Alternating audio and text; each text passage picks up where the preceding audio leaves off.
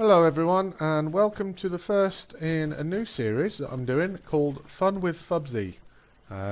What this series will be is fun games, interesting games, things you don't see very often, or just quite funny things really. This game I'm bringing you is an AMX 1390, again one of my favourite tanks. Between that and the Cromwell B that I got recently, I'm finding this game plays a hell of a lot different, and it's so much better. So we're going to get straight into this one. Time to roll out.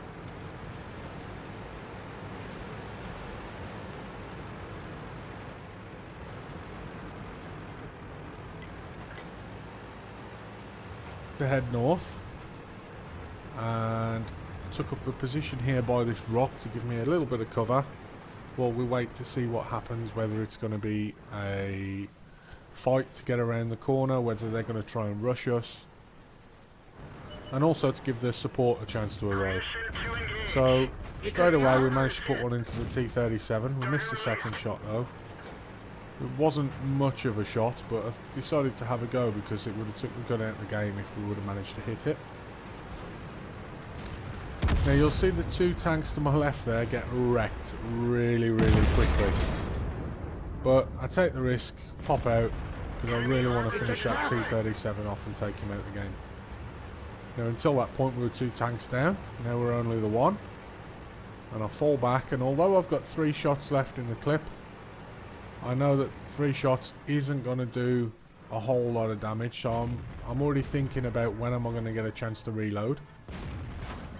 I missed that shot there. Managed to put that one in.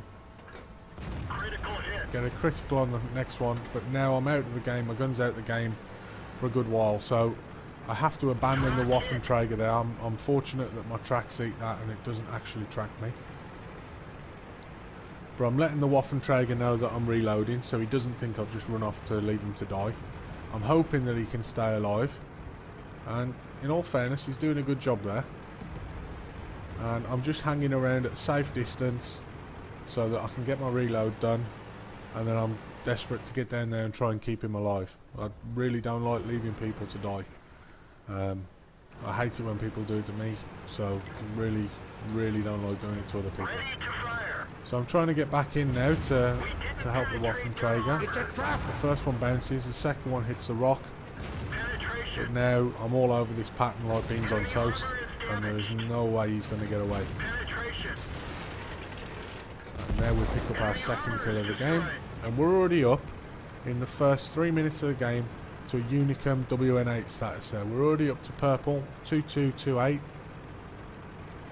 Already done 1,256 damage, and again we're just off for a reload, so just retreating somewhere safe. Again, it's important when you're in a light tank that you've always got kind of a way out in mind, so that if things are going wrong you can escape. Use that something to your advantage. So nearly reloaded, start coming forward now so I can start looking for what I want to engage next.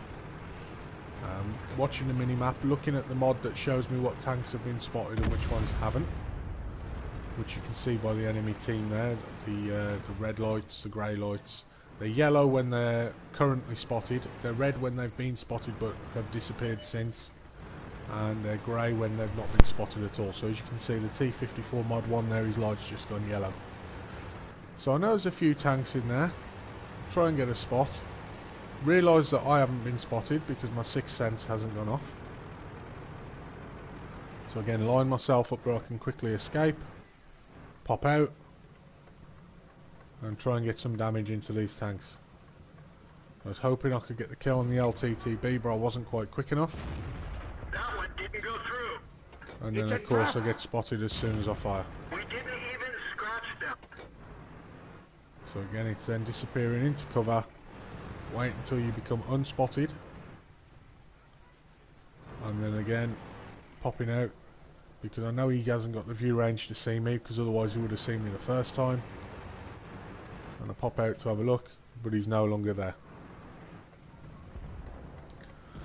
Now the team's not doing great, but it's not doing too bad. It's It's down more on hit points than tanks at the minute. We're even on tanks. But we are 2,000 hit points nearly behind. So I'll stick in another reload because I know I'm going to be going gung-ho shortly. We've only got 4 armor piercing rounds left, so I have to load a gold clip. Otherwise I wouldn't have a full clip. And again, I'm just waiting to be reloaded, and then I'm going to go in and see what damage I can cause. So we start to turn here. We know that there's a big cluster of their tanks that were spotted here. So I'm going to try and work my way around, see if I can get around behind, cause them some problems, spot them. Maybe even if they've all disappeared somewhere else, we can cause some problems for that E75 by the cap. So we start sneaking around, using the bushes as cover. And now we come to a problem because there's a little open patch, there's not a lot in the way of cover. The artillery, of course, is normally over on that section to the right. And the last thing I want to do is be taking fire from 2 directions, so we pop over to see if we can spot him.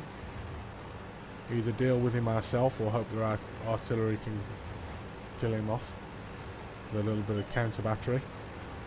So we spot the artillery. Zoom in to make the shot count. Put one in. And then someone else takes him out. Our E75 there manages to get him. So now we're just moving up, moving into cover. Having a look now, see if we can get shots onto where they've been spotted. See if we can cover the E75 in the base.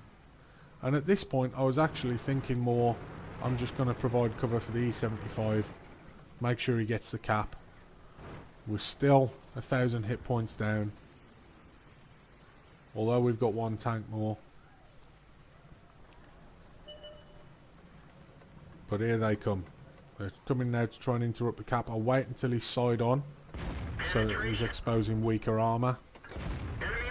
And I'll start unloading the clip into him. It's a trap. I spotted that the other one was looking at me. Kind of took me off the ball for a second there. But we now used up our whole clip. So again, dive into cover behind the rock to reload.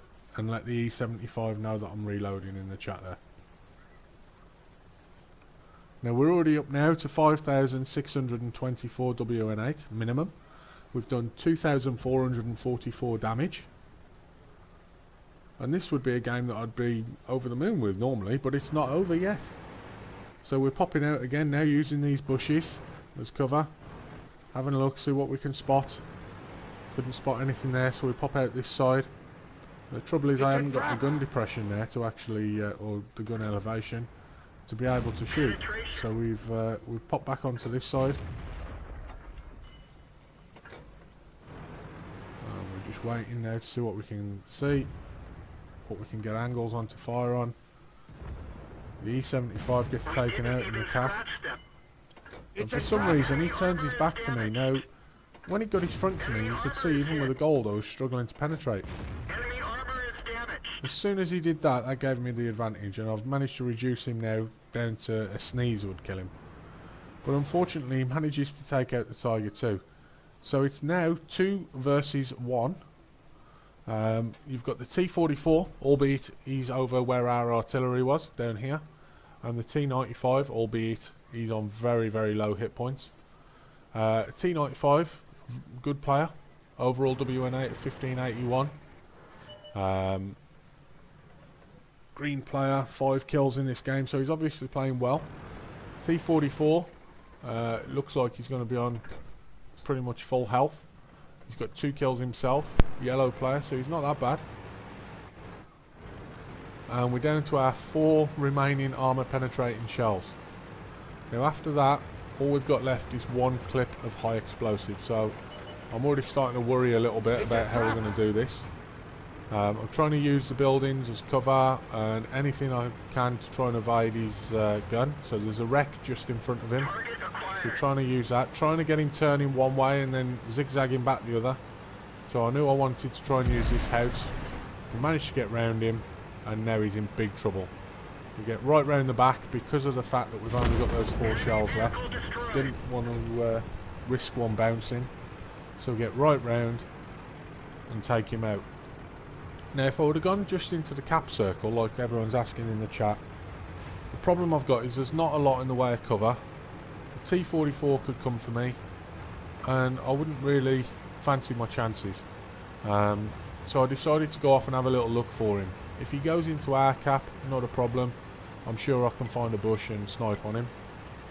But I decided let's just have a quick look around, see where he is, and then if need be I'll go and sit in the cap for a little while to try and bait him out. Now I make a horrible first shot here. Really should have closed the distance or stopped, but I don't want to lose the speed. It's a trap! So now I close in on him and it becomes a little bit of a merry dance around this rock. It's quite funny. Eventually pop out, put one into him, put the second one into him, and now I've got to run because I'm reloading again. And now I've only got the high explosive rounds left. So I've got to be very, very careful. He's down to 781 hit points. Depending on how well the shot would penetrate him, I may or may not do enough damage.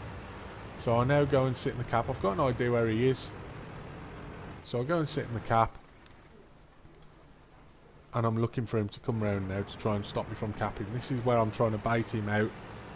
So he's got to come and deal with me or just allow me to win the game for the team. Now I don't want to sit still. Although I did at first think about it, I do not want to be sat still, letting him come round, pick a bush and put fire onto me. So I keep on the move. I don't like that when his team's trying to tell you where he is. You know, it's 1v1, he could have won it for him. You know, all it takes is him to come round and hit my ammo rack and boom, I'm gone straight from full hit points. So, you know, please don't do that, it's not nice. But I'm keeping on the move. I've got an idea he's going to be coming. I'm watching for any trees that may be going down as a clue that he's coming. But at the moment, can't see anything. But we've got the cap up to 65 now. There's only 35 seconds left before we'll have won by cap. So I know he's got to be coming. I'm starting to query whether or not he's going to come from the F line.